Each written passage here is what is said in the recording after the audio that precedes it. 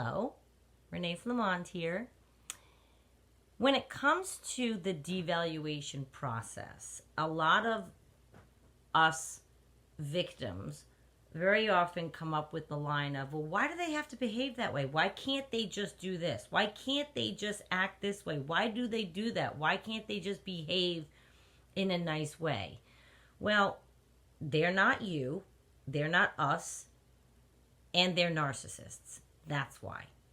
It is a process they have to do. They must do. See, we have to remember, in order for the narcissist to feel better about themselves, they have to make you feel bad about yourself. It's a direct correlation. It inflates them to make you feel bad. Picture yourselves on a scale with the narcissist. So if they make you feel bad, so say this is you. My right hand is you. Okay, so this is you. So they make you feel bad. The scale goes like this, just like any scale. They put rocks on you, dirt, they throw mud at you, you weigh down. They're up here. Now you might say, well, that's not right. Well, no kidding. They're dysfunctional.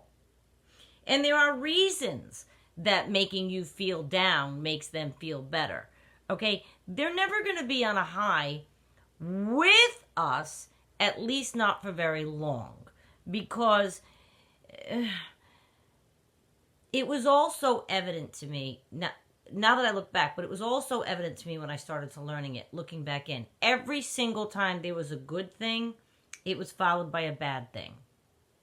So I want you to pay proper mind to that and just do a quick in your own relationship. Yes, she's right. Maybe that's the case with you.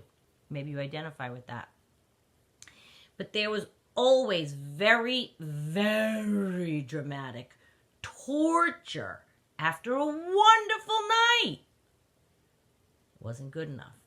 Now he has to complain about something in the night, or pick a fight with you over something, or keep you up all night arguing after you've had 8 hours of wonderful good times with friends just now out on the town. Whatever it is, the torture happens because they know you are going to see the bad in them anyway. So it's like a self-sabotaging.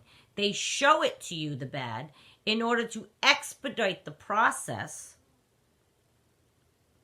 and inevitable demolishing of any good anything. Eventually, the relationship itself.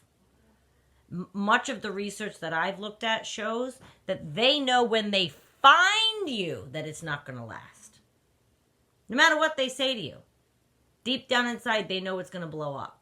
So they'll try to blow it up to save themselves from being found out, to save you from discarding them, because they know deep down inside you're going to see them. So they try to cut it off at the pass. Now, why they are so sure that that's not going to result in a breakup when they do these things that's still a mystery to me. Because they don't know about trauma bonding, that we're in it because we're trauma bonded, or we're in it because we're waiting for the love bombing to come back. They don't know all this research. So what are they thinking when they're devaluing us? I don't really think that in the forefront of their mind they're thinking anything. I don't think they're aware of why they're doing it. They got angry at something. They feel they want to put you down to make themselves feel better. Maybe the night went too well and you got more laughs than they did, or it could be anything. But they're going to devalue you because they have to feel better about themselves. See, remember, the narcissism is a tool they developed to deal with their worthless vision of themselves. So the narcissism is a tool. So they go through life, they've been loving and wrecking all of their lives. So you think to yourself, well, wow, so they've never had a help. No. The last healthy relationship any narcissist might have was maybe in kindergarten when they had a crush on Sally Mae. Whatever childhood trauma messed them up, since then, they have not had a healthy, intimate relationship with anybody. I promise you. I promise you. That is irrefutable, 100%, across the board. Every video, anything I've read, anyone I've talked to, that's a standard truth. So, you're now in their web.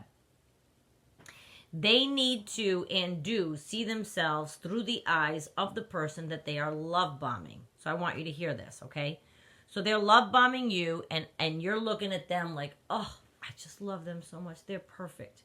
They're seeing themselves how they've made you see them. So right now they see themselves through your eyes. That's why they seek it out constantly and new.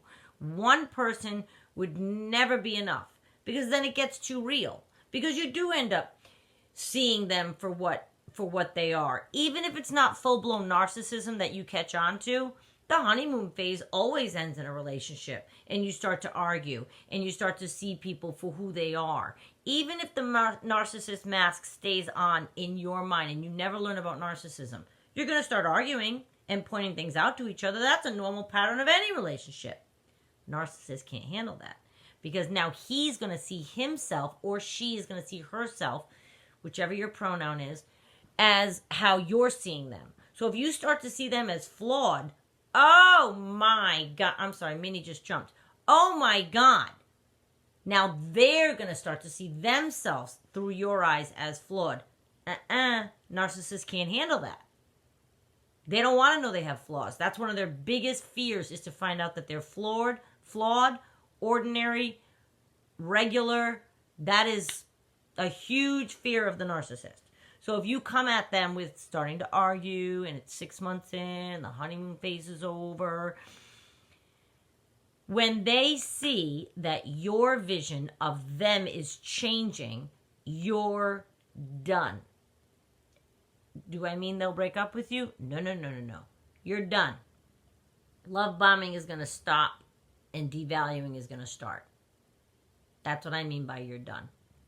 Because now that they see that you see some negative things in them, they got to bring you down on that scale.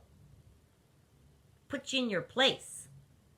Make themselves feel better. So they're going to transfer the negativity they've now internalized by you bringing up something, having an argument, having an opinion, God freaking bid, whatever it is. They're going to now have to take that out of them and put it onto you, so that you're going to feel bad, of course, but it's going to make them feel better. Well, that's dysfunctional. Well, yes, it's a disorder. It's very dysfunctional.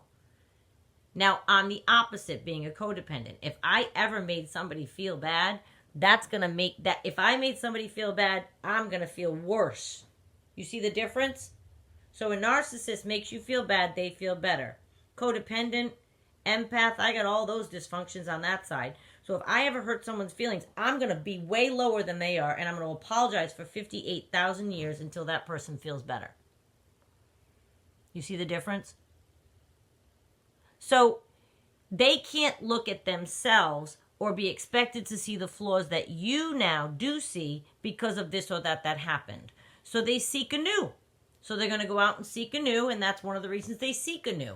Because now they can love bomb a fresh new person, hide any flaws from them, and they're going to see them as this godlike figure that they try to portray. It's a special kind of hell loop, if you ask me. I don't know how they do it. And I don't know how they don't see it. I'm fascinated that they don't see the pattern of their own life. And what do they tell themselves about the pattern of their life? Do they just sell it as, oh, well, I'm just somebody who's free and wild and I'm a player, and I don't know what they tell themselves. I've tried to get the answers for you from mine. And once in a while, he might answer with, well, I don't know, because I'm a jerk, or I don't know, I messed up, or I don't know. They can't even think about why they're doing it themselves. And that's the special kind of hell loop that I'm talking about. Because can you imagine going through life? I look back on my life and I can pretty much rationalize every decision I've ever made, even the bad ones. And I can now say, oh my God, I'm older. I wish I knew better. That was a wrong decision, or that was bad, or oh my God, how did I behave that way? Or what did I do that for in my 20s? And blah, blah, blah, blah, blah.